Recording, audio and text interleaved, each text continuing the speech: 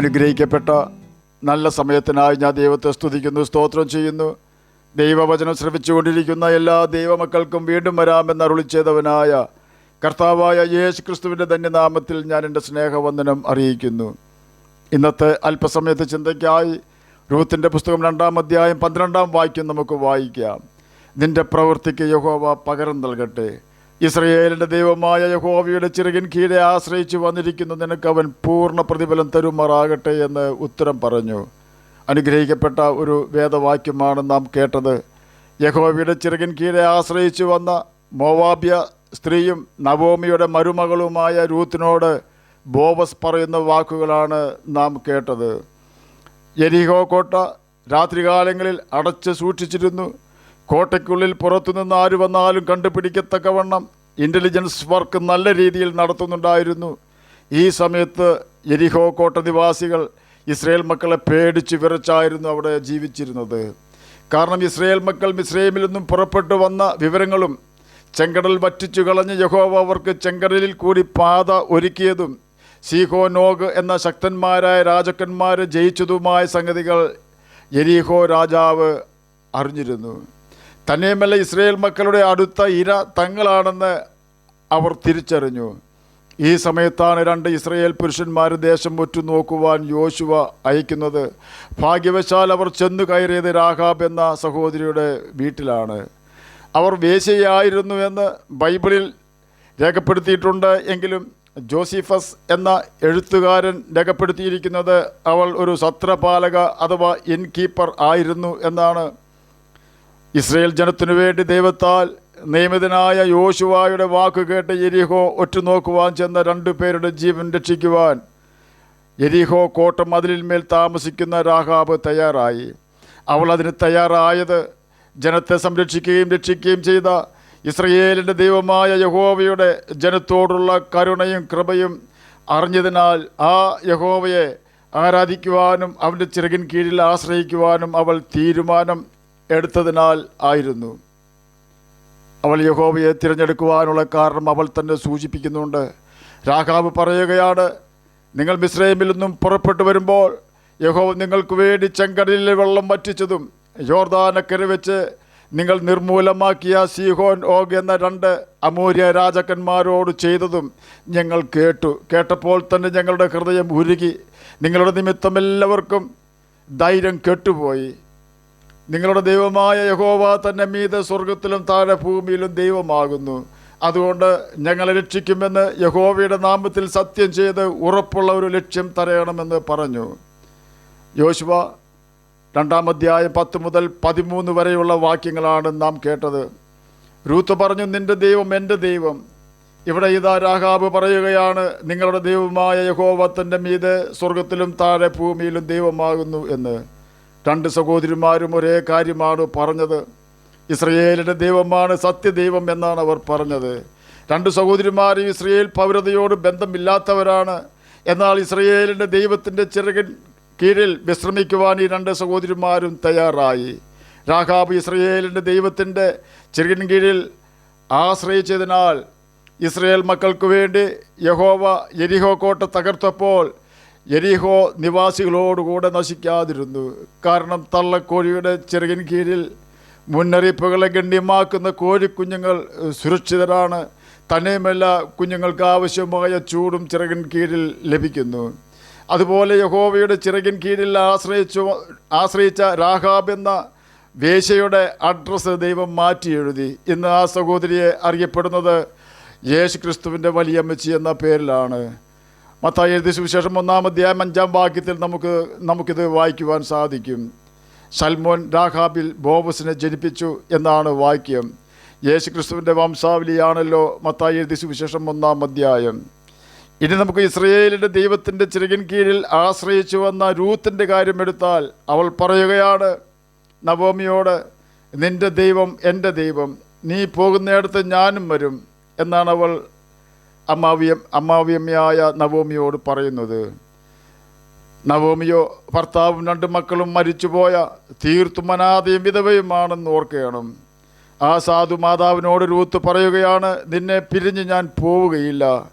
അനാഥന്മാർക്ക് പിതാവും വിധവമാർക്ക് ന്യായപാലകനുമായ കർത്താവ് രൂത്തിൻ്റെ ആ വാക്കുകൾ കേട്ടപ്പോൾ തന്നെ അവളോട് കരുണ കാണിക്കുവാൻ തുടങ്ങിയിരിക്കുന്നു.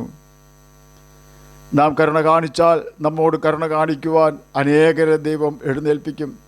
ഞാൻ ചെയ്തതുപോലെ തന്നെ ദൈവം എന്നോട് ചെയ്തുവെന്ന് പറഞ്ഞ രാജാവാണ് അദോനി ബേസക്ക്. ന്യായാധിപന്മാരുടെ പുസ്തകം 1-ാം അധ്യായം 5 മുതൽ 7 വരെയുള്ള വാക്യങ്ങളിൽ ഇതിനെക്കുറിച്ച് രേഖപ്പെടുത്തിയിരിക്കുന്നു. ബേസക്കിൽ വെച്ചവർ അദോനി ബേസക്കിനെ കണ്ടു. അവരോട് യുദ്ധം ചെയ്ത് കനാന്യരെയും പെരിസ്യരെയും സംഹരിച്ചു. എന്നാൽ അദോനി ബേസക്ക് ഓടിപ്പോയി. അവർ അവനെ പിന്തുടർന്ന് പിടിച്ചു. അവൻ്റെ കൈകാലുകളുടെ പെരുവിരൽ മുറിച്ചു കളഞ്ഞു. കൈകാലുകളുടെ പെരുവിരൽ മുറിച്ച 70 രാജാക്കന്മാർ എൻ്റെ മേശയിൻ കീഴിൽ നിന്നും പെറുക്കി തിന്നിരുന്നു. ഞാൻ ചെയ്തതുപോലെ തന്നെ ദൈവം എനിക്ക് പകരം ചെയ്തിരിക്കുന്നെന്ന് അദോനി ബേസക്ക് പറഞ്ഞു. അദോനി ബേസക്ക് തിന്മ വിതച്ചതിനാൽ തിന്മ കൊയ്യേണ്ടി വന്നു. എന്നാൽ രൂത്ത് നന്മ വിതയ്ക്കുകയാണ്. അവൾ തൻ്റെ കൂട്ടുകാരെയും നാട്ടുകാരെയും നല്ല ഒരു കുടുംബജീവിതം മോവാബിൽ അന്വേഷിച്ച് അപ്പൻ്റെ വീട്ടിൽ പോകാതെ വിധവയും അനാഥയുമായ നവോമിയുടെ കൂടെ ഇസ്രയേലിൻ്റെ ദൈവത്തിൻ്റെ ചിറകിൻ കീഴിൽ ആശ്രയിച്ച് ബേത്ലഹേമിലേക്ക് നവോമിയോടൊപ്പം കടന്നുപോയി. നവോമിയോട് കരുണ കാണിച്ച മോവാബ്യ സ്ത്രീയായി രൂത്തിനോട് കരുണ കാണിപ്പാൻ അവൾ ബേത്ലഹേമിലെത്തും മുൻപ് തന്നെ ദൈവം അനേകരെ ഉദ്യമിപ്പിച്ചു. ദൈവത്തിൻ്റെ ചിറകിൻ കീഴിൽ ആശ്രയിച്ചു വന്ന് ദൈവത്തിൻ്റെ കരുണയും കൃപയും ധാരാളം അനുഭവിച്ച രാഹാബ് എന്ന സഹോദരിയുടെ മകനായ ബോവസിനെ തന്നെ ദൈവം എഴുന്നേൽപ്പിച്ചു. രൂത്ത് ബോവസിനോട് ചോദിക്കുന്ന ഒരു ചോദ്യം രൂത്തിൻ്റെ പുസ്തകം 2-ാം അധ്യായം 13-ാം വാക്യത്തിൽ രേഖപ്പെടുത്തിയിരിക്കുന്നു. യജമാനനെ, ഞാൻ നിൻ്റെ ദാസിമാരിലൊരുത്തിയെ പോലെയല്ല എന്ന് വരികിലും നീ എന്നെ ആശ്വസിപ്പിക്കുകയും അടിയനോട് ദയയായി സംസാരിക്കുകയും ചെയ്യുവാൻ തക്കവണ്ണം എന്നോട് നിനക്ക് കൃപ തോന്നിയല്ലോ എന്ന് പറഞ്ഞു. അതിന് കാരണം ബോവസ് വാക്കും ഭാഷണവും കൂടാതെ പറഞ്ഞത് ഇപ്രകാരമാണ്: എൻ്റെ മാതാവ് യെരിഹോ കോട്ടയിലെ മറ്റു ജനങ്ങളോടൊപ്പം നശിക്കുമായിരുന്നു. ആ സ്ഥാനത്തു നിന്നും യഹോവ കരുണ കാണിച്ച് എൻ്റെ അമ്മയെ രക്ഷിച്ചു. യഹോവയുടെ കൃപ കണ്ടവരാണ് ഞങ്ങൾ. സ്നേഹമാകുന്ന ദൈവത്തെ കണ്ടവർക്ക് മാത്രമേ മറ്റുള്ളവരെ സ്നേഹിക്കുവാനും കരുണ കാണിക്കുവാനും കഴിയുകയുള്ളൂ. എന്നെ കേൾക്കുന്ന പ്രിയ ദൈവമകനെ, ദൈവമകളെ, അന്യജാതിക്കാരായ രാഹാബ് എന്ന സഹോദരിക്കും രൂത്തിനും വേണ്ടി മാത്രമല്ല യഹോവ അഥവാ കർത്താവായ യേശു ക്രിസ്തു പ്രവർത്തിക്കുന്നത്. തന്നെ വിളിച്ചപേക്ഷിക്കുന്ന ഏവർക്കും വേണ്ടി അവൻ പ്രവർത്തിക്കുന്നുവെന്ന് ബൈബിൾ നമുക്ക് ഉറപ്പ് തരുന്നു. ഒന്ന് മാത്രം നാം ചെയ്താൽ മതി. ഇസ്രയേലിൻ്റെ പരിശുദ്ധനെ പാപം ചെയ്ത് ദുഃഖിപ്പിക്കാതിരുന്നാൽ മാത്രം മതിയാകും. രൂത്തിന് വേണ്ടി ബോവസിനെ ഒരുക്കിയ നല്ല കർത്താവ് നിനക്ക് വേണ്ടിയും ഒരു ബോവസിനെ ഒരുക്കും. നവോമിക്ക് വേണ്ടി നല്ല ഒരു രൂത്തിനെ ഒരുക്കിയ കർത്താവ് നിനക്ക് വേണ്ടിയും ഒരു രൂത്തിനെ ഒരുക്കും. മരുമകളായ രൂത്തിൻ്റെയും അമ്മാവിയമ്മയായ നവോമിയുടെയും ദൈവ ഭക്തന്മാരെ ശത്രുവിനെ ഏൽപ്പിച്ചു കൊടുക്കാതെ അവരുടെ ജീവൻ രക്ഷിച്ച രാഹാബ് എന്ന സഹോദരിയുടെയും മനോഭാവം നമുക്കുണ്ടായിരുന്നാൽ മാത്രം മതിയാകും. ഈ 3 സഹോദരികളും ഇസ്രയേലിൻ്റെ ദൈവമായ യഹോവയുടെ ചിറകിൻ കീഴിൽ ആശ്രയിച്ചവരായിരുന്നു. വിശാലമായ ചിറകാണ് കർത്താവിൻ്റേത്. 30 ലക്ഷത്തോളം ഇസ്രയേൽ മക്കളെ മരുഭൂമിയിൽ പോറ്റിയ വലിയ ചിറകാണ് യഹോവയുടെ ചിറക്. ശത്രുവശത്തു നിന്നും രക്ഷിച്ച ചിറകാണത്. 40 വർഷക്കാലം ജനത്തെ ശത്രുവിൽ നിന്നും രക്ഷിച്ച ചിറകാണത്. ജനത്തെ സംരക്ഷിച്ച യഹോവയുടെ ചിറകാണത്. യേശു പറഞ്ഞു, ഞാൻ എൻ്റെ പിതാവിൻ്റെ കൽപ്പനകൾ അനുസരിച്ച് അവൻ്റെ സ്നേഹത്തിൽ വസിക്കുന്നത് പോലെ നിങ്ങൾ എൻ്റെ കൽപ്പനകൾ അനുസരിച്ചാൽ എൻ്റെ സ്നേഹത്തിൽ വസിക്കും. യേശുവിൻ്റെ സ്നേഹമാണ് ആ ചിറക്. യേശുവിൻ്റെ സ്നേഹമാകുന്ന ചിറകിനടിയിൽ വസിക്കുവാൻ നാം ചെയ്യേണ്ടത് യേശുവിൻ്റെ കൽപ്പനകൾ അനുസരിക്കുക എന്നതാണ്. ആകയാൽ നമുക്ക് കർത്താവിൻ്റെ കൽപ്പനകൾ അനുസരിച്ചുകൊണ്ട് അവരുടെ സ്നേഹത്തിൽ വസിക്കാം, നിത്യജീവനാവകാശികളായി തീരുകയും ചെയ്യാം. അതിന് കർത്താവ് നമ്മെ സഹായിക്കട്ടെ എന്ന് പ്രാർത്ഥിച്ചുകൊണ്ട് ഞാൻ എൻ്റെ വാക്കുകളിൽ നിന്ന് വിരമിക്കുന്നു. നമുക്ക് പ്രാർത്ഥിക്കാം. ഞങ്ങളെ സ്നേഹിക്കുന്ന സ്വർഗീയ പിതാവേ, രൂത്തിനെ പോലെയും നവോമിയെപ്പോലെയും രാഹാബിനെ പോലെയും അങ്ങയുടെ ചെറുകടിയിൽ ശരണം പ്രാപിക്കുവാൻ അടിയനെ കേൾക്കുന്ന അങ്ങയുടെ കുഞ്ഞുങ്ങളെയും അങ്ങ് സഹായിക്കണമേ. അങ്ങയെ അനുസരിച്ചു കൊണ്ടാണല്ലോ അവർ അങ്ങയുടെ സ്നേഹത്തിൻ്റെ ചിറകിൻ കീഴിൽ ശരണം പ്രാപിച്ചത്. അപ്രകാരം അങ്ങയുടെ കൽപ്പനകൾ പ്രമാണിച്ചുകൊണ്ട് അങ്ങയുടെ സ്നേഹത്തിൽ വസിക്കുവാൻ അടിയനെ കേൾക്കുന്ന അങ്ങയുടെ കുഞ്ഞുങ്ങളെ സഹായിക്കണമേ. രോഗത്താൽ ഭാരപ്പെടുന്നവർക്ക് രോഗസൗഖ്യം കൊടുക്കണമേ. സമാധാനമില്ലാത്തവർക്ക് സമാധാനം കൊടുക്കണമേ.